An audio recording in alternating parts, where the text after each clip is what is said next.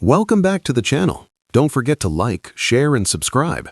How to create professional color grading with color lookup. Open your photo in Photoshop and make sure your exposure and basic corrections are already done. Professional color grading works best on a clean image. Go to the Adjustments panel and add a color lookup adjustment layer. In the Properties panel, start testing LUTs that match your project style. Don't rush this step. Professional grading is about subtlety and consistency. Once you select a LUT, lower the opacity to around 20 to 40% to avoid overpowering the image. Next, add a curves adjustment layer above the color lookup.